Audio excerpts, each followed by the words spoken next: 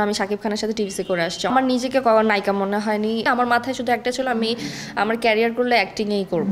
যত বাধা আসছে তার থেকেও আসলে অনেক বড় ছিল স্বপ্নটা। তাইলে আমার মনে হয় এটা ইগনোর করে, কারণ এটা যেহেতু কেউই ওইভাবে স্পষ্ট করে বলিনি কখনোই যে আসলে কি আছে কি নেই।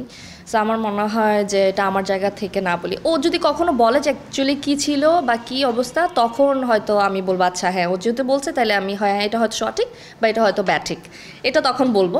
বাট নিজের থেকে আমি আসলে এটা চাচ্ছি না কিছু বলতে। হ্যাঁ, যদি ও ও আপনার মাইক্রোফোনে বলে তাহলে ওটার রিপ্লাইটা আমি আপনার মাইক্রোফোনে দিব যান।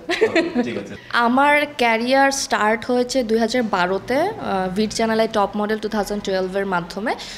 এর আগে আসলে আমি একটা দুইটা টিভিসির কথা, মানে আমার টিভিসির কথা আসছিল, আমি করেছি, যেগুলো এখনও অনিয়ারও আসে নাই, আসলে কখনো আসবেও না, ব্যাপারটা এরকম।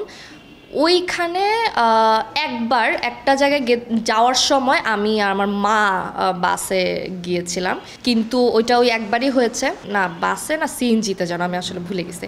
বাট আমার কখনো এমন হয়নি যে কোনো কাজের জন্য আমি আমার সিএনজিতে ওঠা হয়েছে অনেক, যতদিন আমি গাড়ি নিয়ে নিই সিএনজিতে উঠেছি, উবারে উঠেছি। বাসটা আসলে আমার মনে হয় না আমি কলেজের পর কখনো উঠেছি। হ্যাঁ, সো আমি তখন মাত্র কলেজটা শেষ করলাম আর আমার ক্যারিয়ার শুরু হলো, 12তে আমি গেলাম। সো আমার ওইভাবে হয়নি।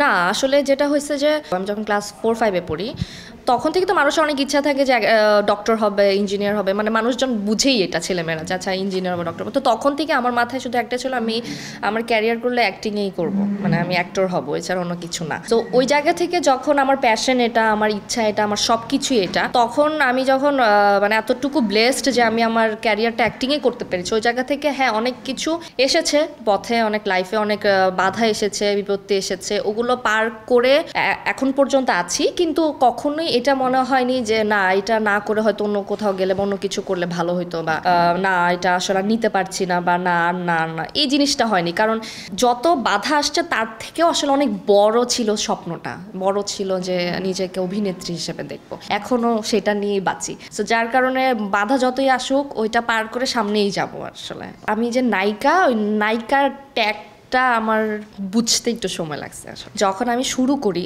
আমার শুরুটা হয়েছিল টিভিসি থেকে। আমি ভিড় থেকে যখন বের হই তারপর পরই আমি গ্রামীণ ফোনের একটা টিভিসি করি, শরফ আহমেদ জীবন ভাইয়ের ডিরেকশনে। সো ওইখানেও আমার নিজেকে নায়িকা মনে হয়নি। এরপরে কয়েকটা টিভিসিগুলো আমি শাকিব খানের সাথে টিভিসি করে আসছি, অমিতাভ রেজা ডিরেকশনের কাজ করে আসছি। আমার নিজের নায়িকা যে ওই ট্যাগটা আমি নিতেই পারিনি কখনো, ইভেন এখনও না। ওই সময় যেটা হয়তো আমি বুঝতাম না কিছু, আসতাম বসতাম, কি লাগবে কি করতেছি ওগুলো জানতাম, ওইভাবে শর্ট দিতাম যে আমি আসলে এখানে কোন পজিশনে আছি বা আমি কোন বিহেভিয়ারে থাকবো, বা নায়িকার আসলে কোন অ্যাটিটিউডে থাকতে হয়, ওই জিনিসগুলো আমার মধ্যে কখনো আসেনি, আমি কখনো রিয়েলাইজও করি নাই। আর যেটা হচ্ছে যখন বুঝলাম যে আচ্ছা এখন আমি একজন সেটের একটা অভিনেত্রী বা একটা নায়িকা হিসেবে ঢুকতেছি, ততক্ষণে আসলে আমি আমার এই পুরো মিডিয়ার যদি বলি পুরো নাটকের ইন্ডাস্ট্রিটা, ওইটা আমার এত বেশি ক্লোজ হয়ে গিয়েছিল ততদিনে। আমার কলিগসরা বলেন, আমার ডিরেক্টর বলেন, ইভেন একটা প্রোডাকশনের ছেলে বলেন। সো ওইখানে এসে আসলে ওই নায়িকা সুলভ ব্যাপারটা আর কখনোই আসে নাই। তখন মনে হচ্ছে ফ্যামিলির কাছে আসছে, আজকে এই ফ্যামিলির সাথে দেখা করতেছে, কালকে ওই ফ্যামিলির সাথে দেখা করতেছে। ওই জায়গায় আসলে কোনো কিছু চাইলেও যে আছে না নায়িকা হিসেবে যে এই আমার এটা লাগবে, ওর ভাই আমাকে এটা একটু এনে দিবা প্লিজ, ব্যাপারটা ওইরকম থাকে। তো ওই নায়িকা ব্যাপারটা আমার মধ্যে কখনো আসেই।